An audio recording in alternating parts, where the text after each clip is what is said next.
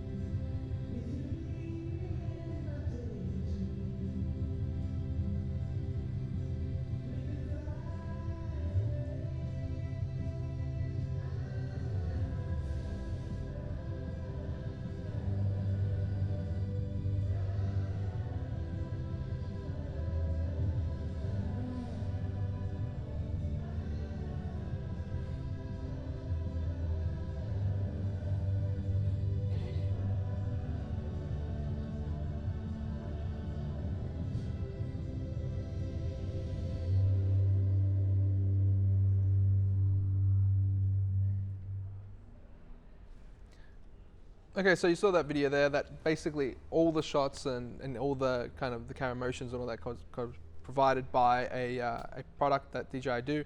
As you probably fully aware, the Ronin has been around for quite a while now, but also drones and gimbals and stuff like that are becoming a more commonplace.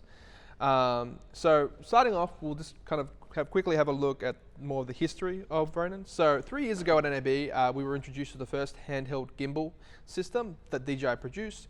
It came with encoded sensors, powerful motors, and advanced algorithms, putting world-class precision in your hands. It gave you the freedom to create and capture smooth, steady footage in a way that was never before possible. Obviously, when gimbals first came out, people were already using sliders and jibs and stuff like that, but the introduction of the gimbal kind of really made motion so much more fluid. It just kind of added a whole extra dimension to otherwise stale kind of shots. After a lot of feedback from a lot of kind of filmmakers, DJI have improved their products over the years, and there's obviously lots of updates and there's lots of bad things and good things that come from those. But it's important to know that they're kind of constantly listening to the people out there and trying to improve their kind of products. Introducing the Ronin 2.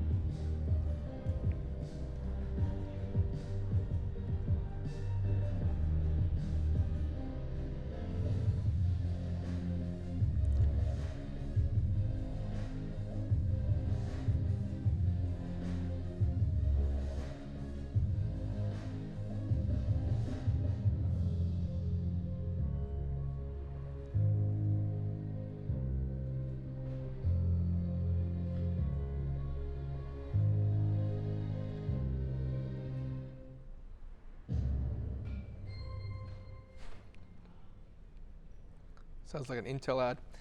Okay, so ladies and gentlemen, presenting the Ronin 2. Completely redesigned to focus on what filmmakers want in a camera stabilizer: more reliable, more powerful, more integrated, and easier to set up, more versatile platform. Okay, we go next. So the Ronin 2 takes up to 30 pounds of weight. That's 13.5 kilos. Meaning that you can put much more cinematic kind of rigs on this. So they've tested them with anamorphics, master primes, master anamorphics, along with a various array of zoom lenses, as well as putting motors on them with follow focuses, map boxes, and filters, all those type of accessories that you need when shooting a film. And it performs well. One of the other things that you can see here is that the new motor is actually 5 times stronger than the original Ronin's motor. What this means is that you now have a much more stable system, even when running at speeds up to 75 miles an hour, for instance, if you've got it on a car mount or hand-holding in the back of a car. And because the new system has a built-in GPS, it means you still get the accuracy that you're used to with the Ronin of only 0.02 degrees of accuracy, which is very important when running at those speeds. There we go.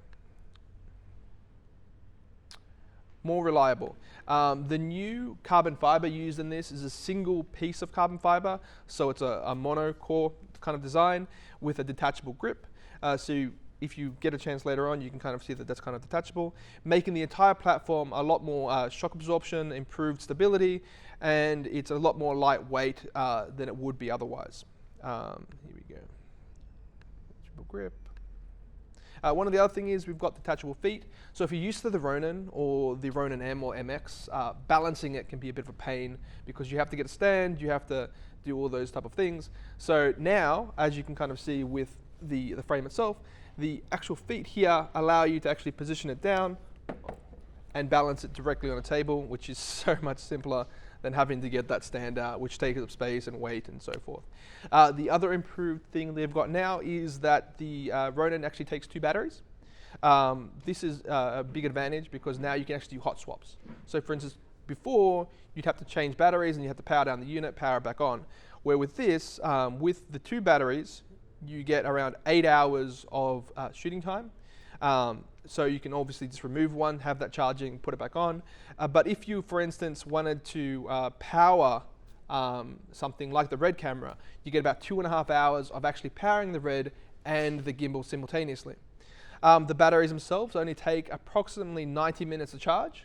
So if you have a set of batteries charging while using it, you can actually shoot continuously. There's be no reason to stop shooting. Which is a very kind of quick system. The other thing is that the actual battery mount module actually comes off completely. So you can actually have those batteries somewhere else. So if you're in a car rig or something like that, you can actually have that as an extension. There we go. One of the other great things about the new system and its batteries is that you can use it in temperatures as low as 4 degrees Fahrenheit. That's minus 20 Celsius. The batteries themselves have their own heating system, which means that even in those cold temperatures, the batteries will always stay, and the operating temperatures. Okay. Okay, so you can kind of see here. So one of the amazing things about this gimbal over the previous one is the fact that there's so many ports. Like, it's ridiculous how many different places you've got to connect. With the one that we've got over in the jib over there that you can kind of see later, you can actually see that there's an SDI port directly next to the camera that I go into, and then I can go SDI out of the top, meaning that there's no cable getting tangled or anything like that. It's got a 14-volt port near the camera cage, it's got a 12-volt port near the pan motor, it's got DTAP and PTAP, and a 14-volt distribution. And I'll go through that. DC, HD, SDI, PTAP, and yes. One of the other great advantages now is that they've introduced the extension on the side rods. Previously, for instance, if you had the Ronin and you wanted to put a really big camera on there, you had to buy those extensions, a separate item, from companies other than DJI at the time, where now they've physically built that in. This is really important. For instance, we've got the Ursa up there, and we've got a big V-look on the back specifically to show how you can kind of take that and balance that size camera. Unlock, turn the knob, have precision control over where that balancing is, and then lock them back off. And later on, when we do the balancing test, you'll actually see how quick and easy it is to use. Every detail of the Ronin 2 is an improvement on the previous Ronin. So they've really taken that idea of trying to make a better product and listening to people and taking them to the next level. The other great thing about the Ronin 2 is its versatility. So unlike let me just click next. Oops. Obviously the computer decided to have a heart attack. So we've got ready rig, cable cameras, car mounts, and Steadicam. And it's a great video that I'll be showing you a bit later that kind of puts all these in action simultaneously, so you can see how easy it is to transition from one to the other. From basic handheld to jib configurations to easy rigs, plus the flexibility of drones and camera mounts does give you a lot of flexibility. The other thing that this gives you is that you can actually set it to 2-axis mode. So if we've got Steadicam operators here today, this means that you can put it on top of your Steadicam, and if you want to do a low shot, you can literally just rotate it like you can with like an Arri and actually have it at that level, or roll it back around and have it over the shoulder shot. So it gives you a lot of flexibility when using it in those capacities. To fully leverage this, the flexibility of the Steadicam system, blah, blah, blah. The other great thing about it is that now you can see here, we've got a full 180. So when you are using it in that Steadicam configuration, you can easily kind of flip that over. That top mount system, you can see kind of on the jib, that we've actually set it up in that configuration without the actual cage, making it a lot cleaner and easier to use. Here we go. Okay, so the integrated GPS. Built-in GPS improves the gimbal stability when mounted to a fast-moving vehicle.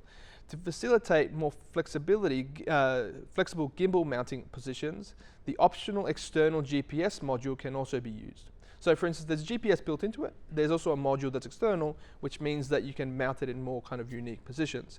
The Ronin 2 is also compatible with DJI's A3 flight controller, capable of receiving key flight data to ensure superior aerial performance. So that's when you're using it in the drone configuration, but also helps you with positioning for the actual GPS coordinates. Yep. Okay, so they've kind of redesigned the remote. So we've got the remote over there, so you can play with it a bit later. So there's a couple of custom buttons, so you can get them to do particular things.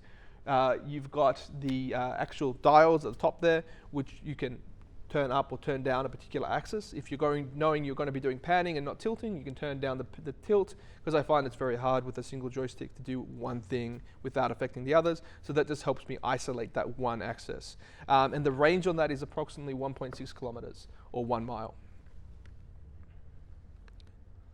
Here we go. So, integrated screen.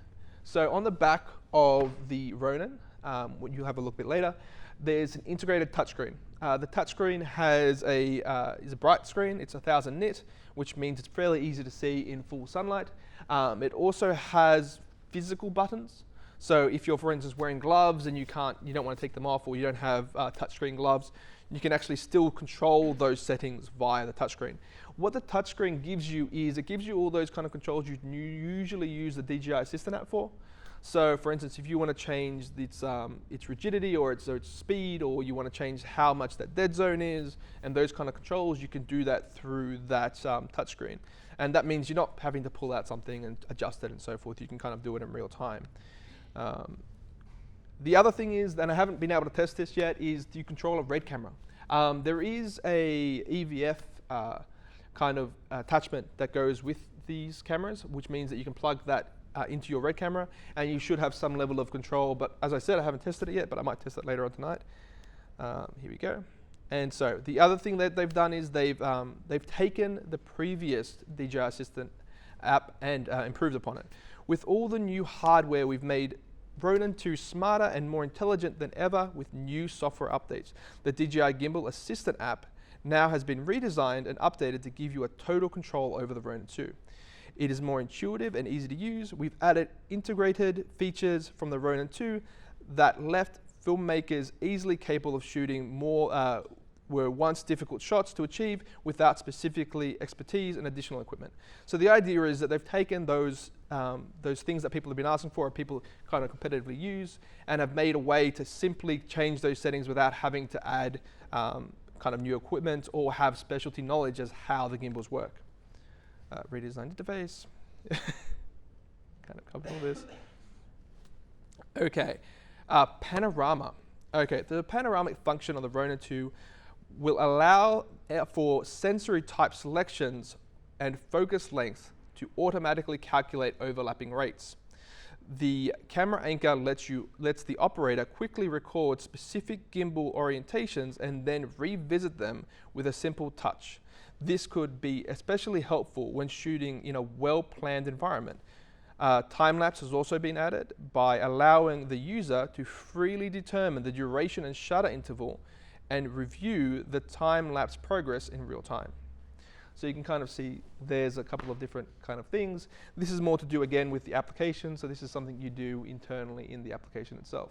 But what it does is you can, for instance, say point A, point B, I want you to take this long to get from that to that. So for instance, if we could take that jib, have it mounted, and actually do the time lapse of tonight using that system and have it actually controlling those 3 axes.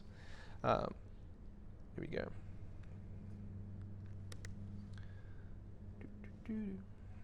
Okay, the Ronin 2 will be shipping later this quarter from DJI authorized sellers, which is us, Dragon Image, and there's others obviously. We will be announcing prices and approaching shipping dates, etc. So with the Ronin 2s, they are coming up very soon, and there are a couple of different kind of kit configurations, but most people will tend to go for the full kit. And tonight, Dragon Image has 10% off on pre-orders. We'd like to introduce you to some of the films and filmmakers have shot. So this is just a little show reel from somebody who's actually been using the Ronin 2 for testing purposes by DJI.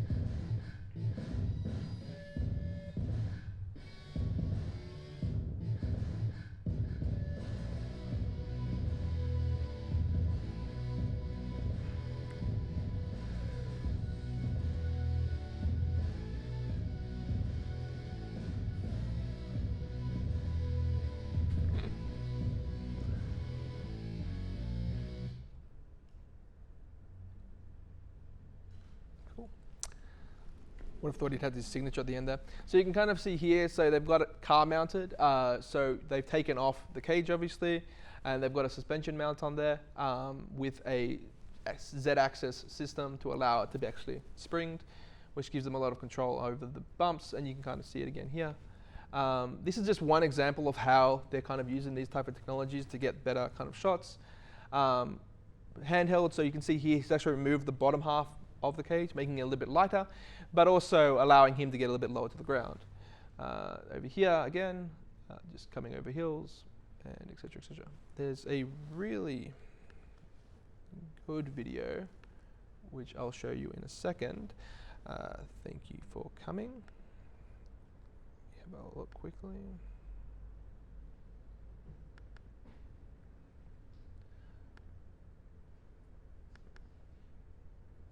Sorry, Scott, can I just get that USB back?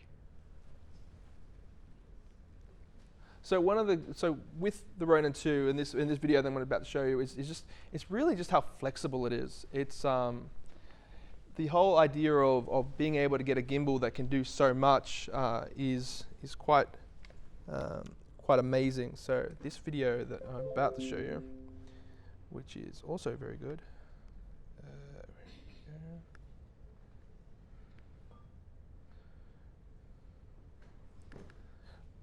So this video was shot specifically, let me just, oops.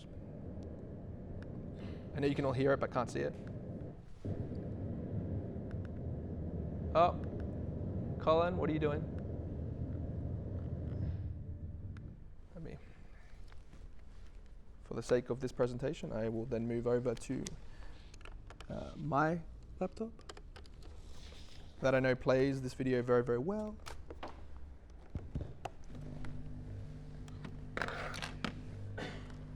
If you're watching this at home, this is a technical difficulty.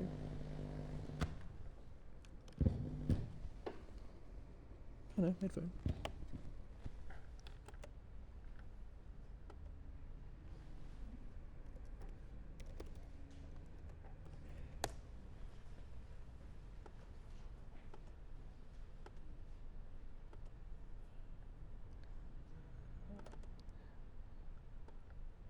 This is by far the best example of versatility I've seen.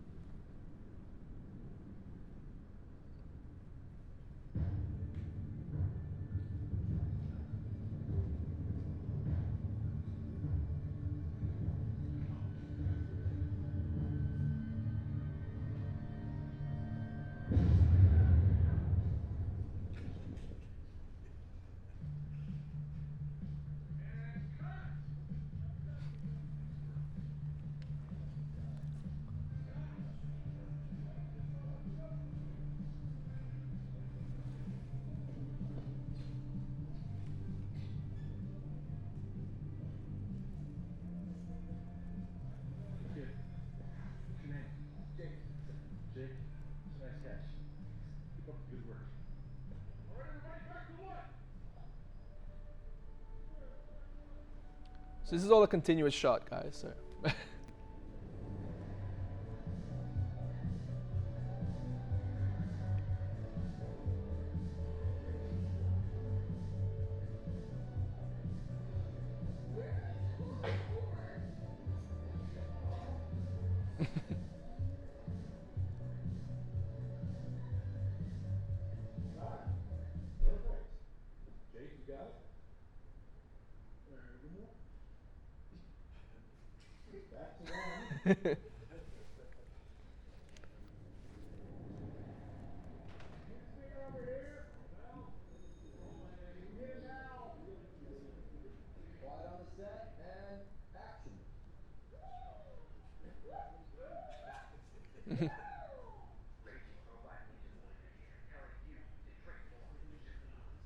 Okay, let's cut once more. It's looking great. Ever thought about directing? Yeah, one day. Yeah. Both? Yeah, probably.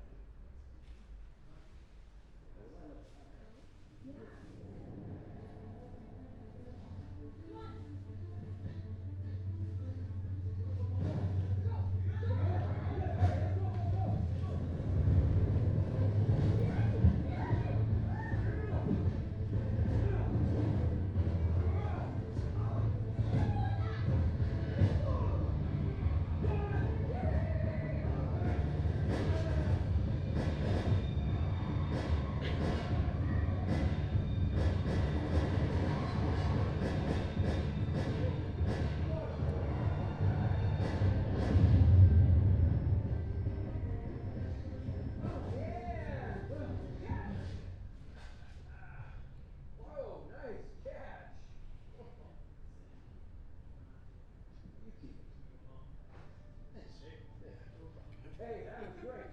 That is the best one so far. Good. All right, we'll do it one more time. All right, a little more active on the side. A little wider. What are you doing?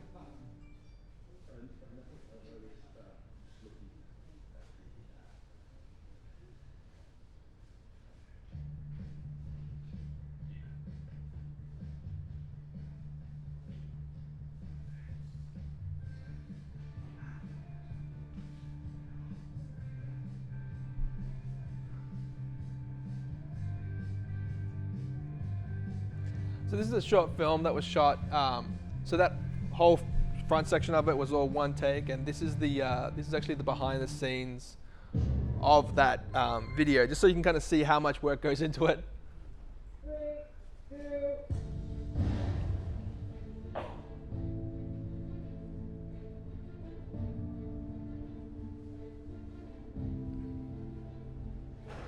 Legacy is a short film about the history of filmmaking. We follow our character Jake as he grows from a PA in the 70s to a successful, ambitious, and fulfilled director in 2017. You know, there are so many different elements in this shot. Everything has to go just perfectly. But with the Ronin 2, it's basically a portable remote head where you can transition from one platform to another seamlessly. We wanted to put it to the ultimate test. I don't think I've ever been involved with anything so ambitious. Having a live set of that size really requires perfection from start to finish. Every person, every department, every tool, including the Ronin 2, had to be top of the line. We had to put a full camera package that also needed to be versatile, equipped with a 2-channel focus and iris controller. So altogether, you're at about 20 pounds or so, which is something that the Ronin 2 doesn't have a problem with. We use it in coming from a cable cam to a car rig, through windows, through doors, in different modes of operation. You're able to operate it by yourself manually while keeping full stabilization over the terrain you're going over at the time, or being able to let someone else operate the gimbal itself, and then you can operate the controls of the camera. It also has a hot swappable battery system on it. The 2 batteries power for hours. This is an enormous undertaking. We have 85 crew members, we have 65 cast, 10 stuntmen, and basically, there's a lot riding on it. Here we go, and action.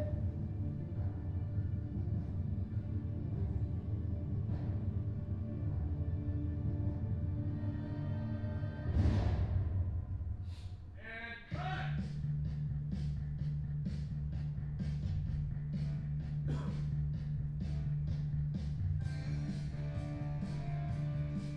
Hey kids, your name? Jake. Keep up the good work.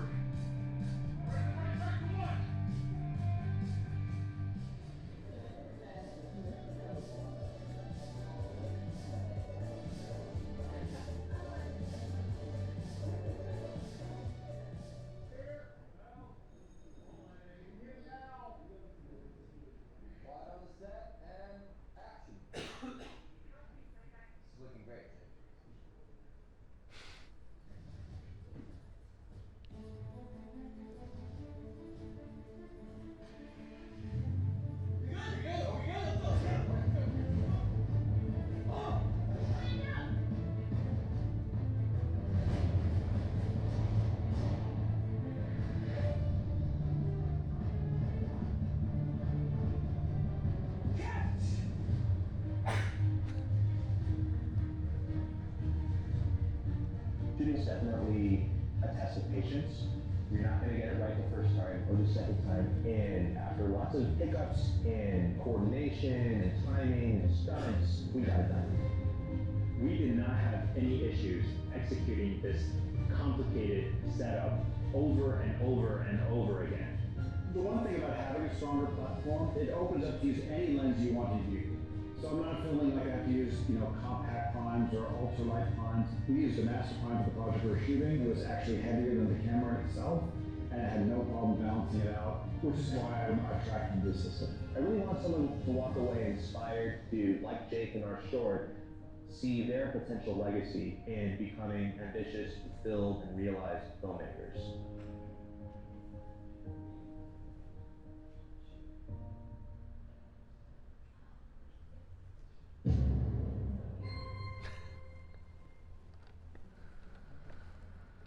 So there you have it. I recommend everyone who just saw that behind the scenes go back and watch the original one because you start to notice kind of things the second time you kind of watch it. Now what we're going to do is we're going to get our Ronin 2 that we've got set up over here. We've got it unbalanced. What we're going to do is we're going to balance it up just so you can see kind of how quickly and easily we can kind of do that. So I'm just going to come over to here. So Ronin 2. The first thing you'll notice is that I don't need a stand. And if you want to stand up, by all means, come closer. It's otherwise, you guys won't be able to see everything that I'm kind of doing. So we've got our Ronin 2. As we said before, the feet are you can kind of press them down and you can kind of put them out of the way. But I find that there's never really any reason to kind of move them out of the way when I'm kind of doing stuff. The other thing you'll notice is that we've actually got all these kind of ports. So you can kind of see them all kind of here. These give me a huge amount of powering options. So for instance, we'll be powering the red camera that we've got here, the red weapon, directly off the Ronin itself. And as I said earlier, you get about 2.5 hours out of that. So let's start without the cable. And we'll just take the camera. So I'll take that off as well. Okay, so we've got a camera here, the red weapon, as I said earlier. We've got the LEMO adapter, which will allow me to mount the screen somewhere else. And we are powering it directly off the Ronin, so we're not using a V-lock. We've also got a 35mm Canon prime on there, so you can kind of see that kind of configuration. It's not the heaviest kind of setup. This one up here, which is a lot heavier, but just, this is how I would probably configure it if I was going to be handhelding. If you're using it on jib and stuff, by all means, add the world to it. So first of all, here we've got and I'll come around this way. Oops. Am I hitting somewhere? Yeah, I am. So you can see here we can loosen that up, and I can slide that forward. And I'll kind of come over here. So down here is my little quick release, so I can lock that off, and that locks off the sliding plate. But then I can slide this backwards here. You'll find that there is a kind of a safety point where it kind of stops, and in this particular configuration, we can kind of see that it's actually hitting up here. So I'll just take this off now. So this is your top state. This is your kind of your top kind of rigid frame configuration. You have to use this. If you don't use it, you get vibration running through the frame, and then you get that kind of death shake that you find you get with gimbals. The more rigid the whole frame is, the less that will kind of happen, because what happens is basically you get a little bit of vibration, and that kind of starts self-building up. It starts repeating itself, and then you end up with this kind of resonant frequency thing where it won't stop doing that. And you pick it up and it stops, and you put it back down and it starts doing it again. So remember that everything kind of needs to be tight. So first thing we need to do is, normally we kind of have to work out the weight. What I'll do is I'll quickly lock this off. I'll put this on, but I won't lock it off. So the idea here is that I am really just putting it up here for the weight, because the worst thing I can do is balance the entire thing and then forget to put something on there. Okay, so we've got that. One of the things that is a great improvement over the previous one is now I can actually lock off the axis as I kind of go. So for instance, I don't want it to sit there and flip around when I'm kind of setting up. I don't want it to flip upside down when that's happening. So I've got the lock on this side, which I should be able to. This there. So now what I can do is I can come around to that side. I can start plugging in kind of cables and stuff. So first thing I'll do is I'll put the monitor up here, because this cable is going to be connected to the front. And so this here is my Pogo adapter from Red, which just allows me to take the cable out. And this is the LEMO A adapter. So again, just plug that straight into there. What a lot of people do is remember that lens caps, they can be your curse. This here is the battery module that we spoke about earlier. So the batteries themselves are these little guys here. Kind of see, these are the same batteries that, as we said, like the Inspire 2 takes. They're very similar to V-locks, if you've used V-locks in the past, and they are flight safe, so you can take them on domestic flights. This part itself just clicks straight to the back, and that's got a little eject button there. I don't need the batteries back right this instant, so I'll keep going. Then we've got this cable here. DJI provide a whole bunch of these kind of cables. So you can get cables to Arrow, you can get cables to Red, and so forth. So the idea here is that I can either plug this one here, and I can plug this one here. So now that's kind of put together. I've got one battery back. Look, they're not my batteries, so you speak to Colin about keeping them. But you can run the entire system off a single battery, so you can kind of see the power just started up. Here we go. I'll slide that one on. And so now we've got the system fairly kind of set up the way we're going to be using it. I can put, for instance, a follow focus motor on there, so this one here. So this is a little motor that we get from a company called PD Movie. I would like the DJI one at some point, but they're kind of hard to get a hold of. And this very basic configuration. Just put it onto the rod and slide it into position. And it wants to go the other way. I didn't really take that into account when I put that onto that lens. Anyway, we'll leave it on there and we'll go from there. Okay, so locked off. And what we're going to do is we're going to power this from the camera specifically.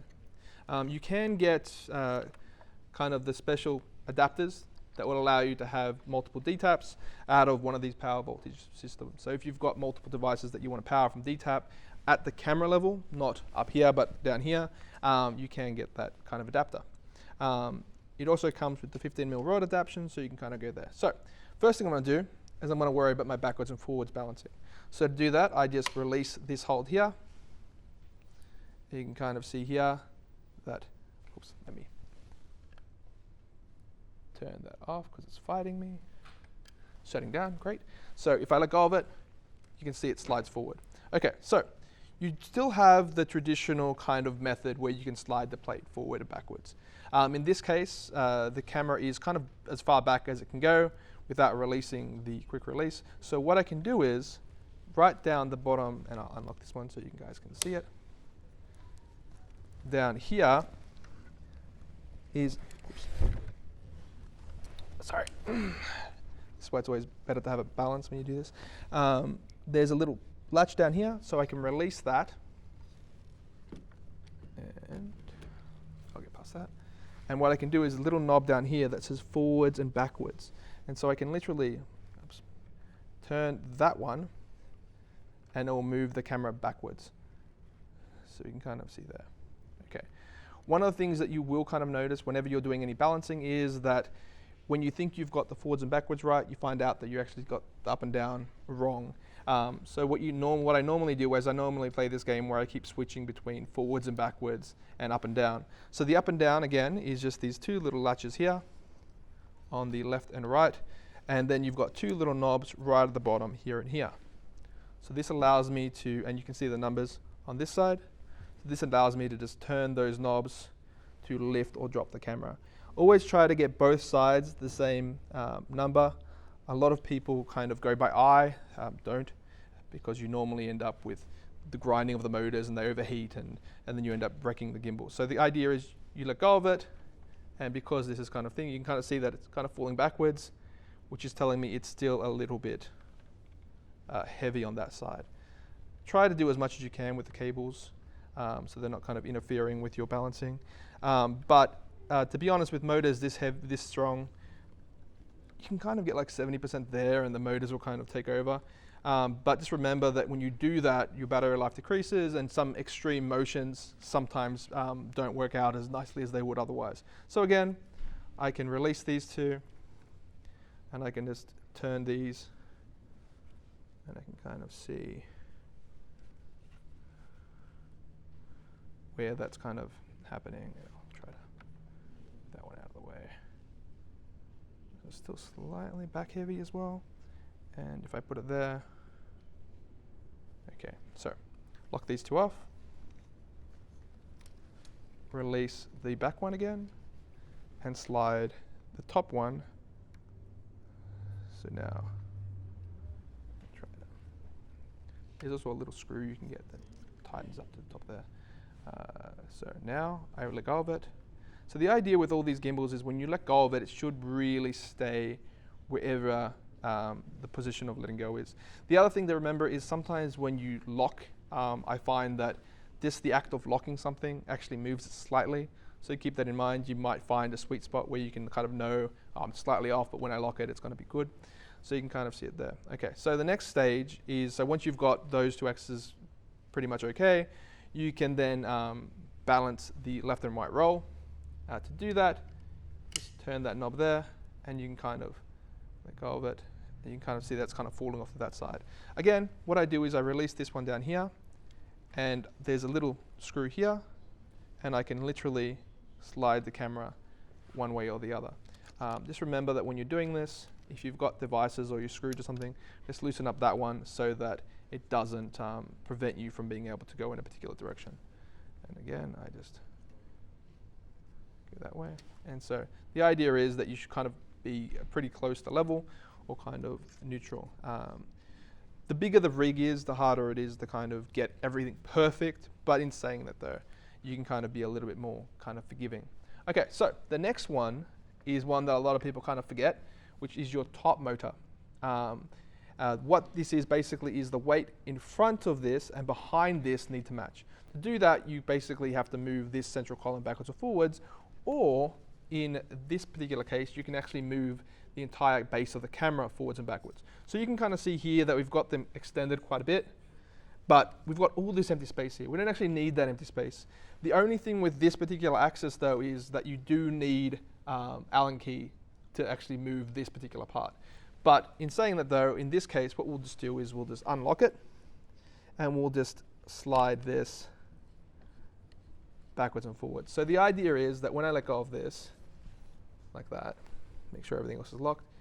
See, if I let go of it now, what that means is it's very front heavy. So there's a lot of weight in front of this axis, and there's a little weight behind it. So what I need to do is I need to keep moving that so it gets to a point where when I do this, it doesn't want to move that far. Unfortunately, I need an Allen key because there's a little safety lock up here is preventing me from doing that. While I am looking for an Allen key or have somebody who's assisting me, where are all the little people that usually hang around here with Allen keys? Sorry guys, have a quick look. Let me see if I can sorry, Brian, can I get you to just to hold this for me, Chris?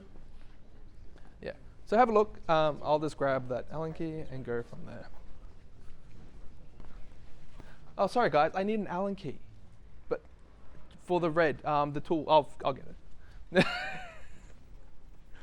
I'm like, where is everyone? You guys are all out here having snacks and eating. No. I'm watching you. Oh.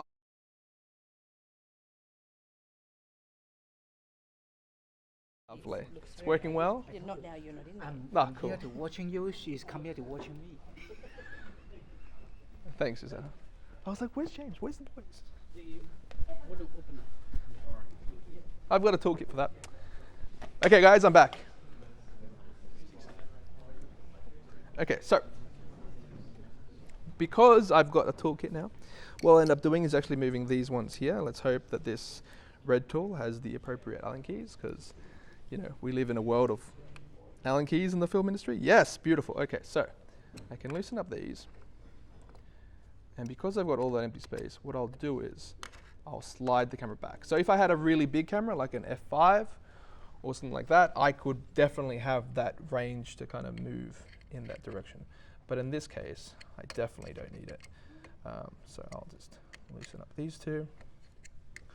I really recommend having like a little toolkit like this, especially if you're in the film industry, because the amount of time that Allen keys are kind of needed, little screwdrivers, flatheads to put tripod screws in.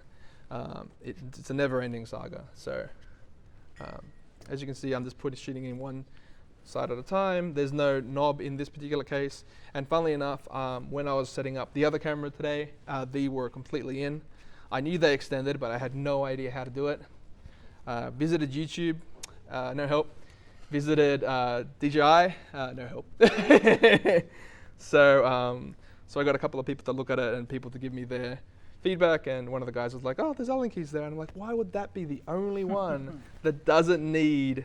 Anyway, lo and behold, that was the case. So for people out there in the world that are watching this, this is the one piece of advice I couldn't find online. So it is true, there are things that you can't learn from the internet, but asking other people can get you answers through experience. So there you go, that's my little tidbit. Okay, so we've kind of done it now. So if I let go of it, if I tilt it forward and let go of it, it doesn't want to move, doesn't want to swing around, so the weight's fairly balanced. Okay, so now that we've got that fairly balanced, I can turn it on. and you've got this little screen at the back. You can see that stabilizing. So as I said, so this is 1000 nit, which means it's very kind of easy to see outside.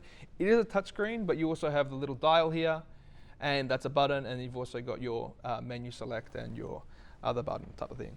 Does anybody want to pick it up? See how heavy it is? Have a feel? What we'll do is we'll also turn on the red camera, because why not? I should have turned that on first, because it usually takes about 20 seconds. This is the new one, so it's faster. Not by much. Still a computer that does a ridiculous amount of things.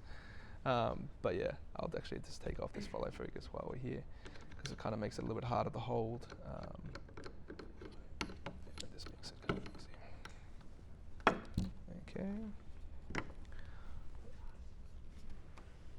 Really funny if I didn't actually. Oh no, hands are working. At least I think they're working.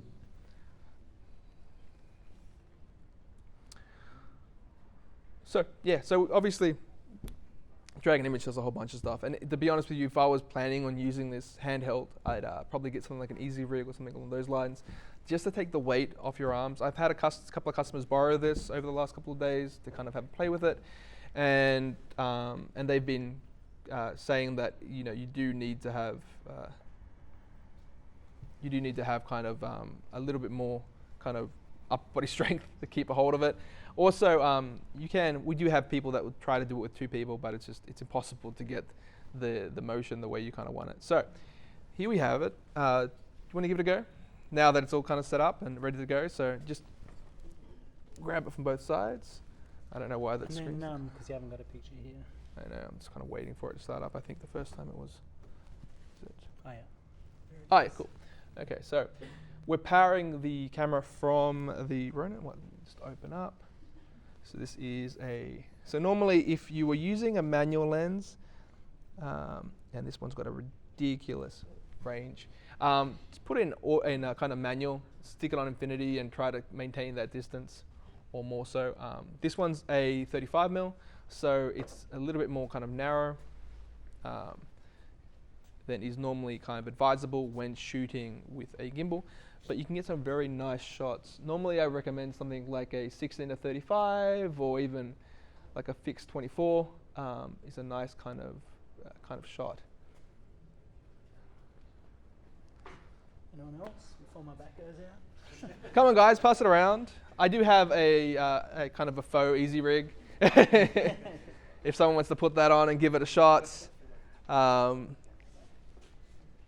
Up here we've got the other one set up inverted, and I've got this little kind of controller here, so if people want to, play with that, they're more than welcome.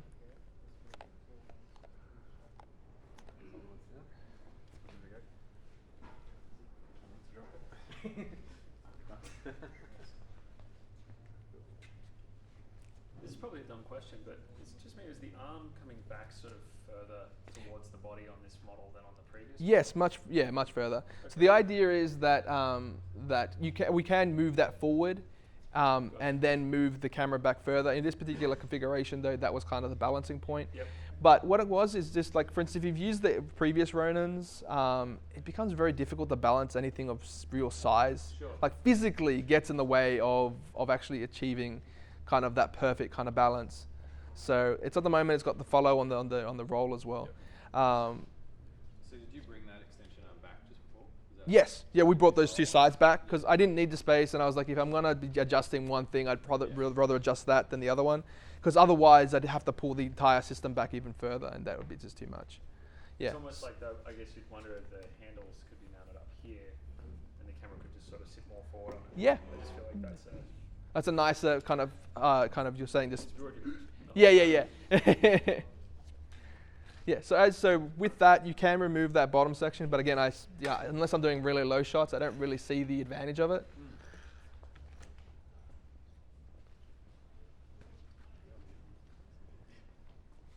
Do you know if there's any rumors of them bringing sort of an MX-sized Well, version of this out? there's no rumor at this point, but I don't see why they wouldn't bring out a Ronin 2M, because I think that would be a really nice kind of niche kind of thing. Because at the moment, so for instance, a lot of people are looking at this and comparing it against the Movi Pro. The main difference in this and the Movi Pro is that this allows you to put a much larger weight capacity onto it. This is more designed as more of a kind of more versatile, more large rig kind of setup, where the Movi Pro is about half the weight of this out of the box. So this just gives you the advantage of being able to put a much more kind of larger configuration, bigger lenses, map boxes, follow focuses, all that jazz, all those toys that you kind of keep adding to your film market kind of repertoire. Sorry? Is there any talk about a flying platform for it?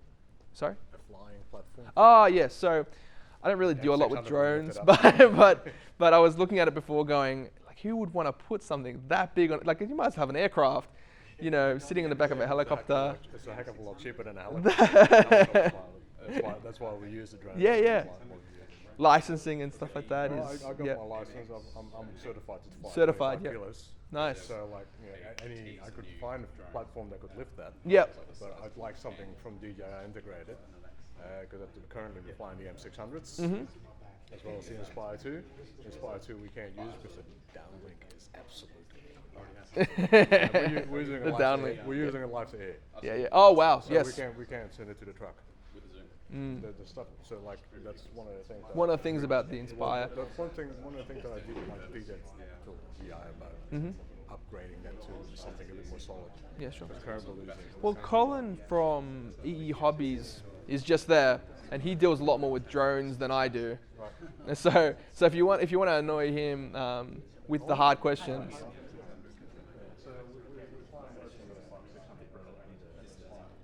Looks like that. Oh no! No, that's it. You're the tradition. You're the holder. No, give it a shot. Yeah. You know the shot over the small one? Yes. For drones? Mm-hmm. Kind of looks a little bit like that. Yeah, that's right. I avoid drones like the plague, to be honest. Yeah, I know nothing. They're a great tool, and they get like amazing shots with them. But Yeah. it's a whole other. It's like going from photography to audio. Yeah. In my opinion, it's got that depth to it that you can't really understand, or You're yeah. gonna crash one eventually as well. Yeah, that's right. Get into that world. Yeah. Thanks for watching. Woo! Cool. Thanks, Glenn.